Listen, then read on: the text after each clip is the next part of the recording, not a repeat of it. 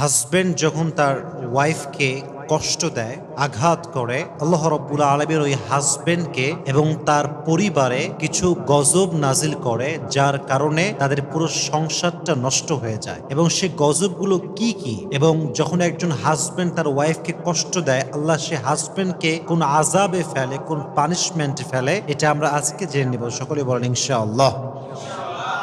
মাথায় রাখবেন, যেই মেয়ের স্বামী খারাপ, যেই মেয়ের হাজবেন্ড খারাপ, তাকে মেরে ফেলার জন্য বিষ লাগে না, তাকে মারার জন্য কোনো গুলি লাগে না, সে এমনি শেষ।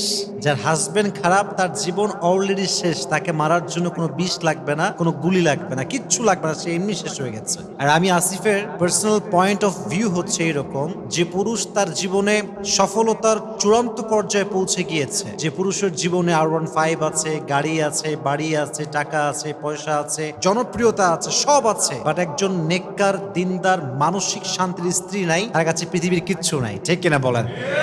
Exactly to the same way, একজন নারী যার কাছে রূপের বাহার আছে, অনেক সুন্দরী নারী, বাপের কোটি কোটি টাকা আছে, ঢাকার গুলশানে ফ্ল্যাট, অনেক টাকার মালিক সে, অনেক রূপের এবং গুণবতী নারী সে, কিন্তু তার কাছে মন মতো একজন স্বামী নেই, মানসিক শান্তির একজন হালাল পুরুষ নেই, তার মানে তার জীবনে কিছুই নাই। ঠিক কিনা বলেন?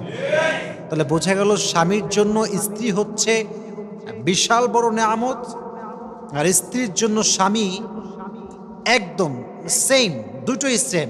স্বামীর জন্য স্ত্রী নেয়ামত, স্ত্রীর জন্য স্বামীও নেয়ামত। এটা অনেক বড় দামি জিনিস।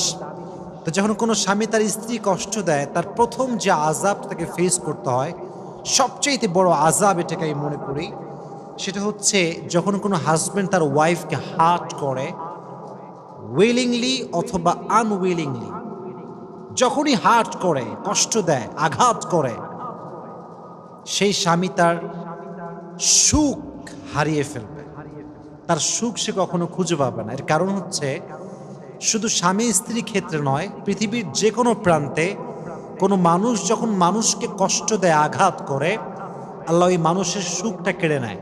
কারণ মানুষকে অসুখী করে, কষ্ট দিয়ে পৃথিবীর কোনো মানুষ কখনো সুখী হতে পারে নাই। ঠিক এরা বলেন?